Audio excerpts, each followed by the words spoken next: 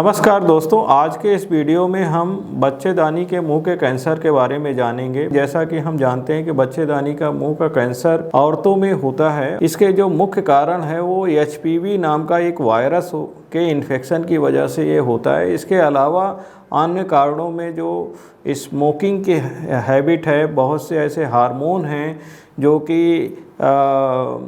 इस बच्चेदानी के मुंह के कैंसर के कारण बनते हैं। एक और वायरस होता है जो कुछ केसेस में इस कैंसर का कारण हो सकता है, जिसे हर्पीज वायरस कहा जाता है। जब किसी को यह कैंसर सस्पेक्ट होता है तो जो सबसे पहला जो टेस्ट होता है वो होती है बायोप्सी की जांच। बायोप्सी क्या होता है कि एक उस जो कैंसर की गांठ है उससे हमें टुकड़ा लेकर उसमें ये देखना पड़ता है कि इसमें कैंसर के कीटाणु है या नहीं है, और उसके बेसिस पे हम कंफर्म करते हैं। और आगे की अन्य जांचें जो है CT स्कैन, अल्ट्रासाउंड, एब्डोमेन, ये सारी चीज़ें करके हम ये देखते हैं कि बीमारी किस अवस्था में है। यह पहली अवस्था में बीमारी है कि दूसरी अवस्था में। पहली अवस्था का मतलब होता है कि बच्चेदानी के मुंह में ही कैंसर है और कहीं आसपास फैला नहीं है।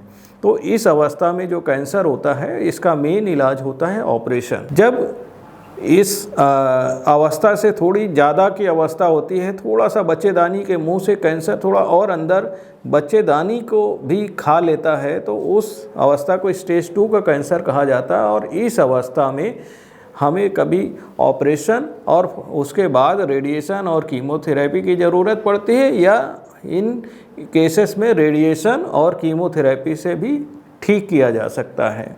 तीसरी अवस्था होती है जब ये कैंसर बच्चेदानी के मुंह और यूट्रस को इन्वॉल्व करते हुए आसपास के हिस्से को इन्वॉल्व करता है, तब इसको कहते हैं तीसरी अवस्था। और इस अवस्था का मेन इलाज होता है रेडिएशन थेरेपी और कीमोथेरेपी। चौथी अवस्था होती है जब यह कैंसर यूट्रस और आसपास के हिस्सों को छोड़ के और अन्य हिस्सों जैसे लीवर में, ब्रेन में, लंग्स में कहीं और फैल जाता है, तो उसको चौथी अवस्था कहा जाता है। और इसमें ज़्यादातर मरीजों में हमें कीमोथेरेपी, रेडियोथेरेपी लंबे समय तक इसका इलाज चलता है और इसमें ठीक होने की संभावना कम होती है। तो इस तरह से जो बच्चेदानी के मुंह का कैंसर है इसका मेन ट्रीटमेंट अगर हम देखते हैं तो रेडियोथेरेपी और कीमोथेरेपी है। और इससे लगभग पहली अवस्था में लगभग 90% मरीज़ ठीक हो जाते हैं। दूसरी अवस्था में करीब 70-80% मरीज़ ठीक हो जाते हैं। तीसरी अवस्था में 60-70% मरीज़ ठीक होते हैं। और चौथी अवस्था में करीब 10 से 20% मरीज़ ठीक हो सकते हैं। इससे भी ज़्यादा ज़रूरी है अगर हम इस कैंसर को प्रिवेंट कर सकते हैं। तो प्रिवेंशन के लिए क्या होता है, एक वैक्सीन होती है जिसको HPV वैक्सीन के नाम से जाना जाता है।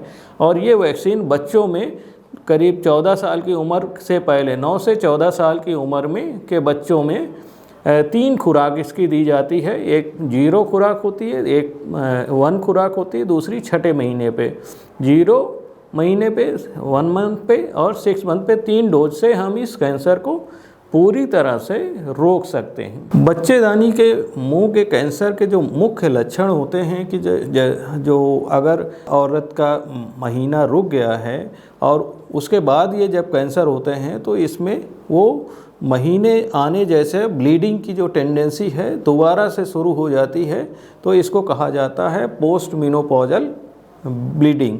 और ऐसी औरत जिसमें कि महीना होने के पहले ये कैंसर डेवलप होता है, तो उनके केस में ये इसमें जो लक्षण होते हैं कि जो उनका महीना है वो लंबे समय तक आता रहता है, कभी बंद ही नहीं होता है, या जब इंटरकोर्स करते समय वहाँ पे दर्द होता है और ब्लीडिंग, अननेसेसरी ब्लीडिंग होती है, बहुत ज़्यादा ब्लीडिंग होती है। इस तरह के जब अगर लक्षण होते हैं तो हमें जो ये डाउट होना चाहिए कि जो हो सकता है कि बच्चेदानी के मुंह का कैंसर हो, और हमें प्रॉपर कैंसर स्पेशलिस्ट से या गायनेकोलॉजिस्ट से संपर्क करना चाहिए।